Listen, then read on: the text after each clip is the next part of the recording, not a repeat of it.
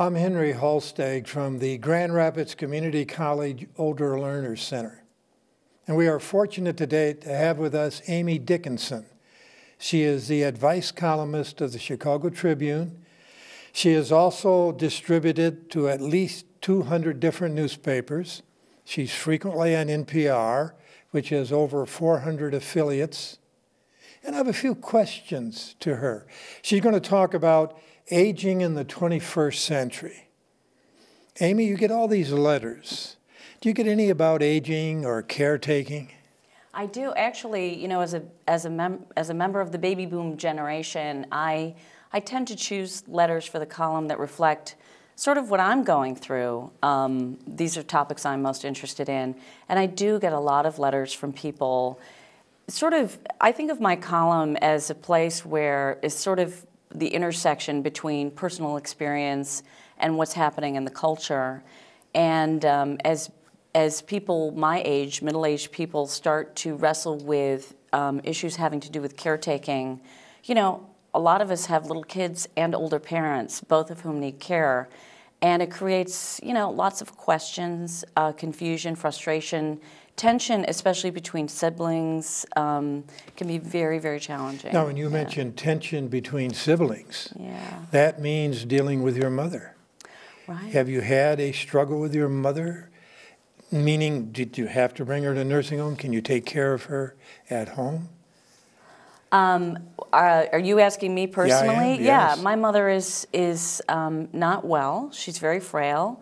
I have two sisters.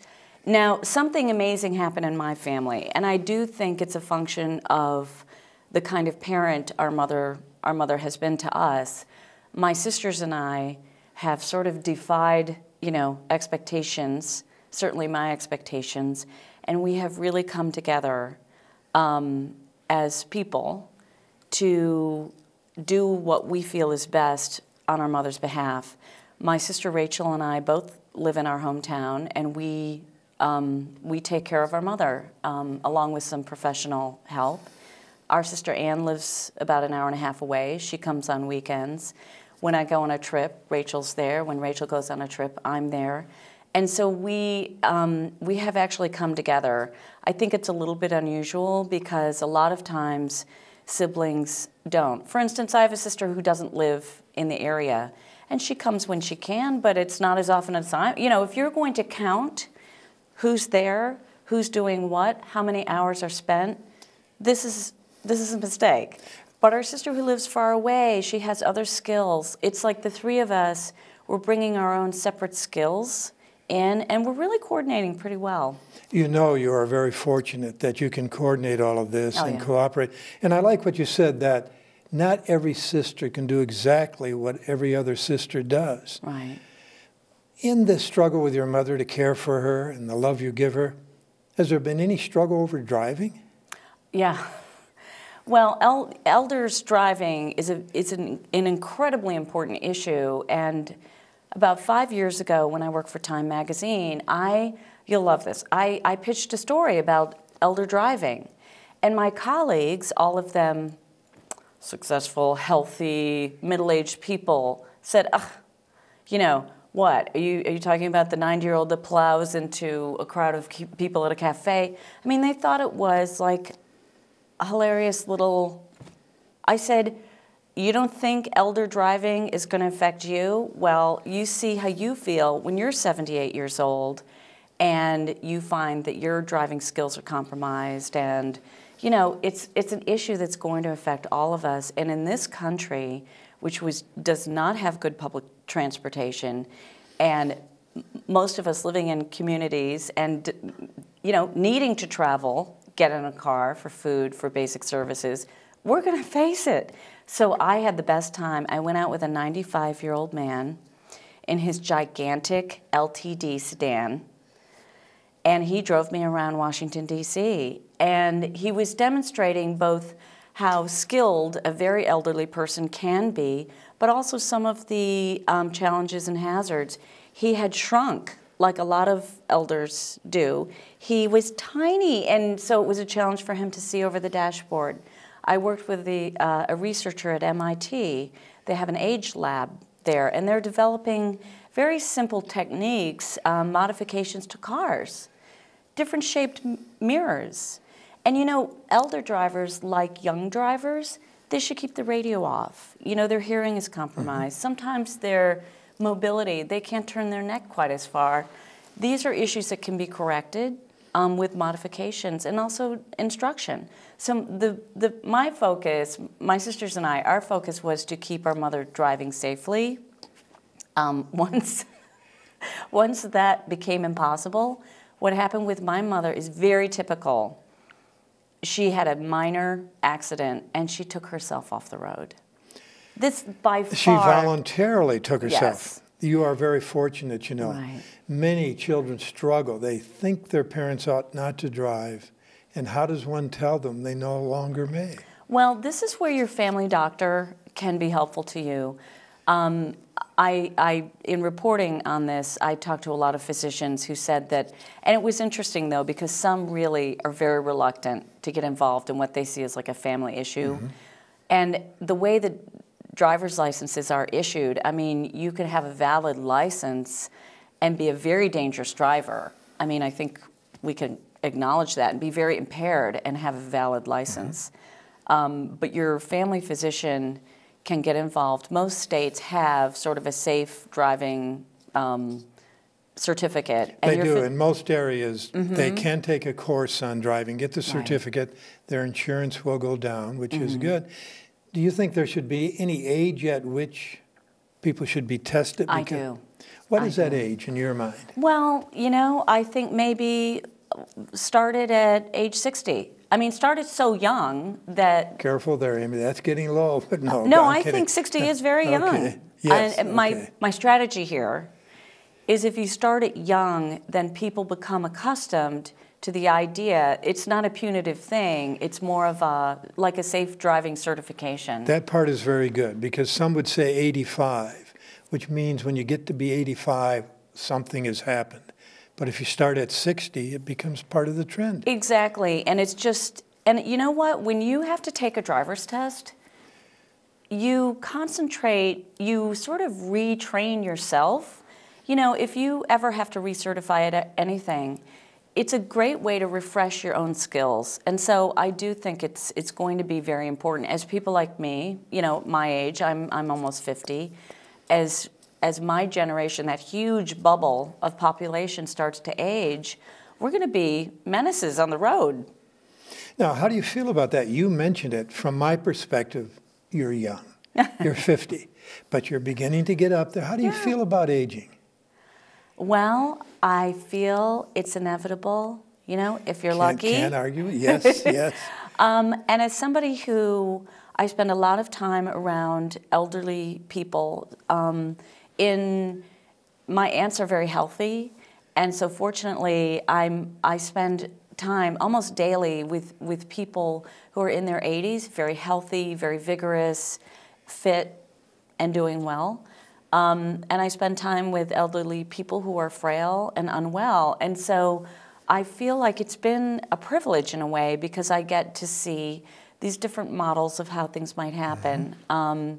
Let me tell you, one of the things my experience is teaching me is to plan. And I have decided to plan for my own future as much as I can, and to try and live in a community where transportation is available. This is what's great about places like Grand Rapids, Michigan, or I live in a little village. It's too small, but there's a little town nearby, 3,000 people. There's a doctor, there's a store, there's a cafe. You know, you could live in that town and travel on foot and do very, very nicely, and all of your needs would be met. And that's the sort of place, you know, I want to live in. Now, since we're talking about your future, you are part of the baby boom generation. Yeah. How do you feel about Social Security and Medicare? Think it's going to be there for you? I don't assume that it will. Unfortunately, I think Social Security is probably one of the greatest social programs I would imagine in this world, you know? Thank you. I tend to agree with you. Oh, That's why when I see, you know, I live in a community, a very small community, that's people are not well off. And, you know, most elders are women who have not, you know, many like my mother did not work for 40 years. She only worked for 20 years. And I am so thankful that she has an income. I mean, she deserves it. Absolutely, she contributed to it. She didn't contribute as much maybe as I will over the course of my life.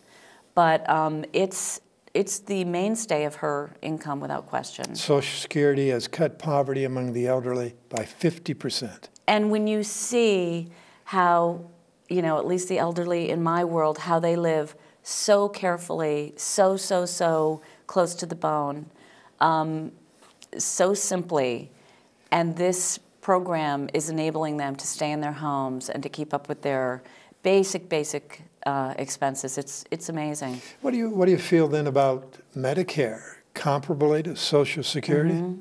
Yeah, I mean, I feel the same way. I actually I'm like an old school liberal. I really feel that I lived in England for many years where the elderly get housing and, you know, sort of guaranteed housing and free health care. And, you know, these are, I don't know, I don't know if I even think they're privileges. I think that it's our duty as a society to help maintain our elderly. And certainly, you know, as my generation passes into that phase and we're going to really strain the system, it's sort of every man for himself, and it's distressing.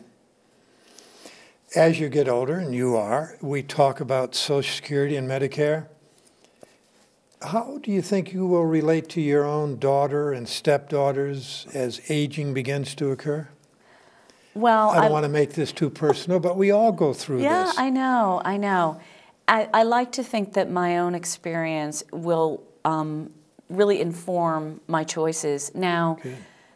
What none of us can really plan for is a catastrophic event like a stroke. You know, that's the sort of thing that's really making me nervous because I'm in hospitals a lot, visiting people, and, you know, you see the sudden catastrophic impact of something like a stroke or an accident, a brain injury. I mean, there are a lot of things you can't plan for, but what I'm hoping to do is, first of all, my daughter and stepdaughters are being raised in an environment where you take care of people. Honestly, they are very much partners in terms of helping my husband and I take, his mother's 94, you know, wow. And we live very nearby, and our children are very much partners with us in helping with this caretaking. That's a great perspective. But are you getting in the letters that come to you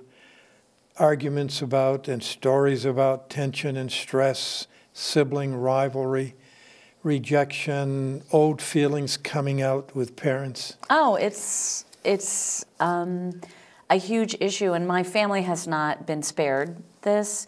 My husband is one of 13 children, and he has a brother who lives full-time with their mother. And I said to him recently, I think that this brother should be compensated.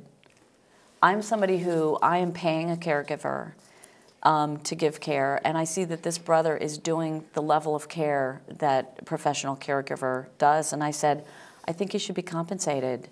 And, you know, whenever you talk about money, people get upset. And, no, I tend to agree with you if he's doing all that work. Mm-hmm. I talked to a man once whose sister took care of his mother for 10 years who had Alzheimer's disease. Oh. And I said to him, I assume when Mom dies that she'll be duly compensated. And he said, no. Oh. Mom said we should all get equal parts of the estate. And this is where people need to be reasonable, you know. I know. And they're not. My mother is trying to sort of figure her will out right now, and fortunately for us, she's asked us what we think, and she had an idea. My sisters and I, she wanted to compensate people, or not compensate, but she wanted to leave people different amounts, and we said no. We feel that everything should be divided equally, and then we will we'll work it out. We're reasonable people. The beautiful thing about that, you are talking about it before death. Yes. Which really gives an advantage to you and your siblings. And it's unusual, I think, and it's definitely unusual in my family. We're a little surprised, but when someone is chronically ill, you just get used to talking about things that you never thought you'd be talking about, honestly. You get used to it. Which can be good if you get used to it and can really communicate fairly. How do you feel about nursing homes? That's a broad question. I know. It's funny. I've been looking at nursing homes, and one of the things that's good now and will be better in the future when as my generation ages, is that there's actually a variety of choices. The marketplace is sort of providing choice. Now, this is much of it is unaffordable for, most people. It will bankrupt most people. It will bankrupt most people, and some of these communities have figured out how to bankrupt you before you go in. Yes.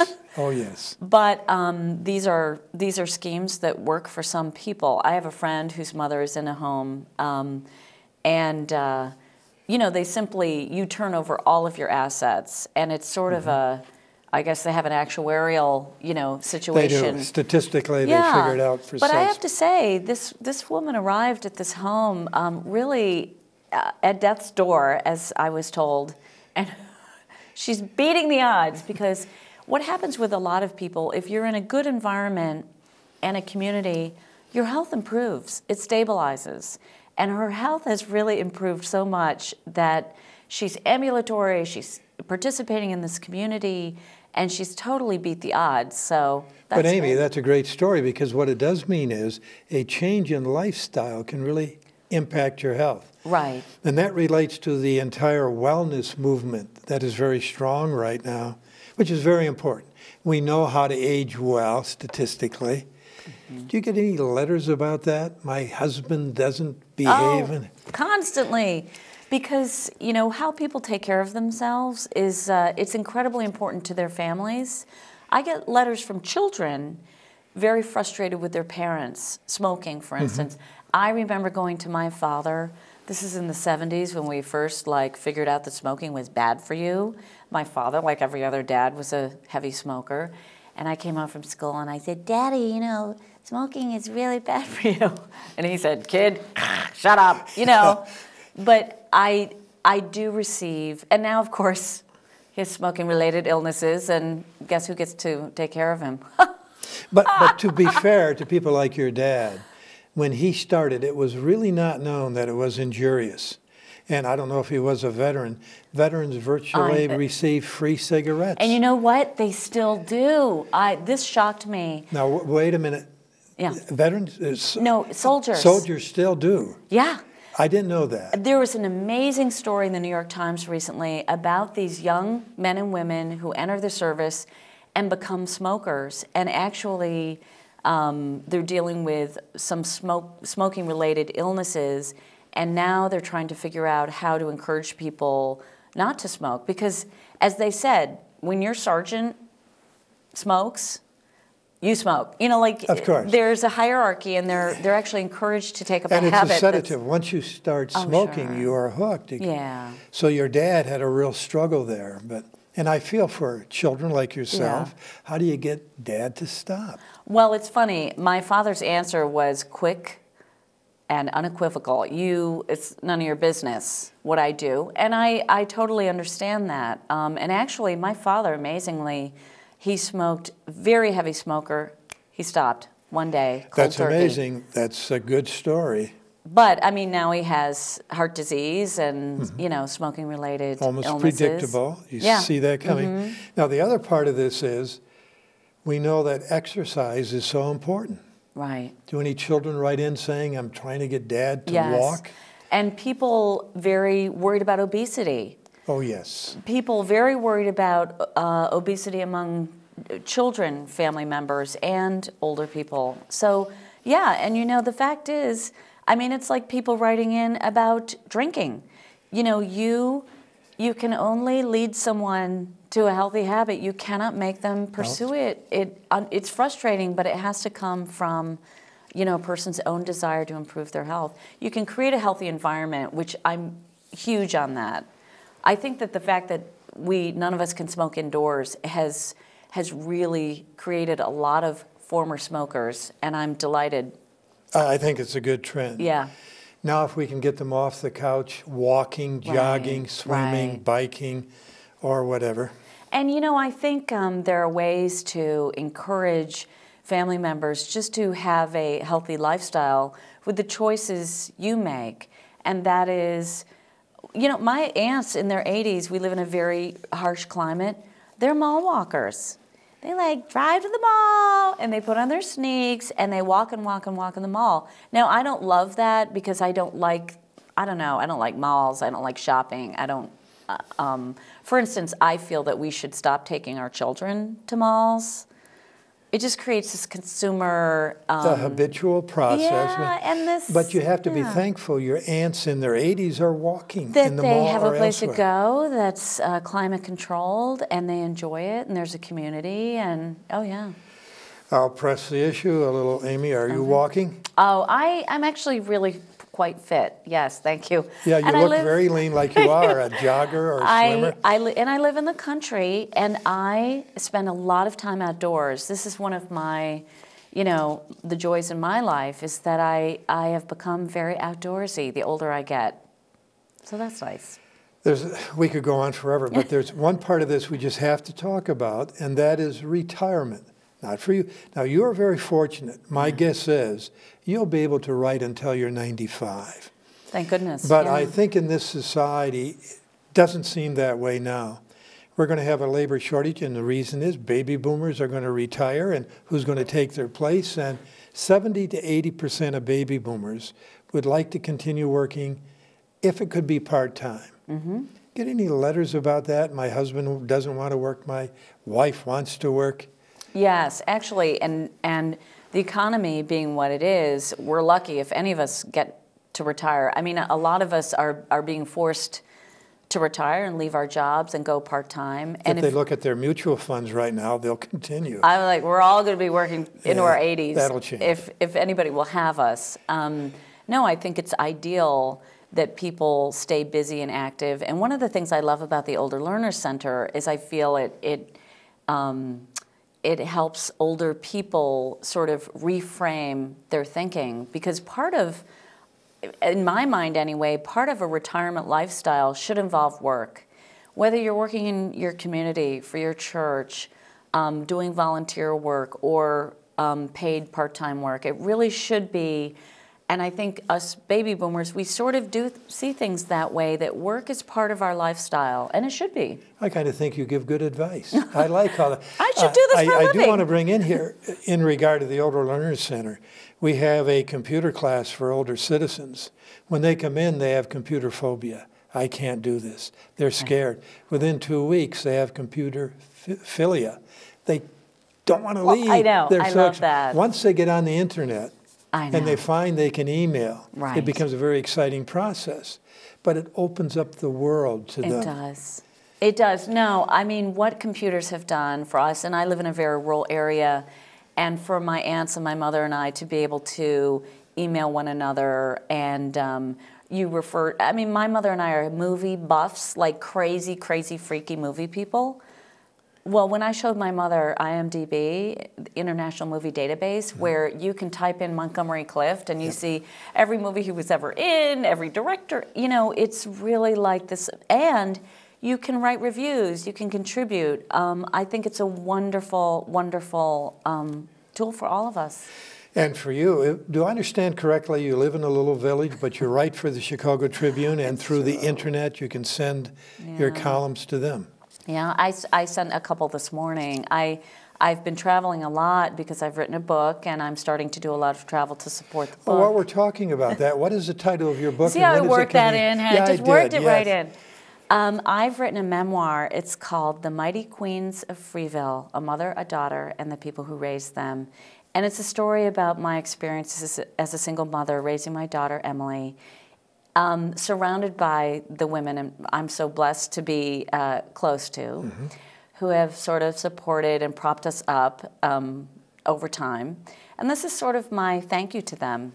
When is it coming out? It comes out in February, and, you know, fingers crossed. That's good. Yeah. And you'll be on a book tour? Yeah, big book tour. Anymore, you know, publishers don't send you on a book tour. So I feel very happy that my publisher is choosing to send me around the country. That means your publisher has high hopes for this book. A substantial investment, let's put it that way. They're trying to get some of their money back. So I think they will, and some. I'm sorry, our time is about up. I can't believe and it. We could go on for another half hour. I hope people continue to read your column. You give excellent advice. And I want to thank you for coming and being in Grand Rapids here with us and appearing here at Grand Rapids Community College. Thank you, Amy, and I wish you great success in your book tour. Thank you so much. It's been a total pleasure to be here. I appreciate it.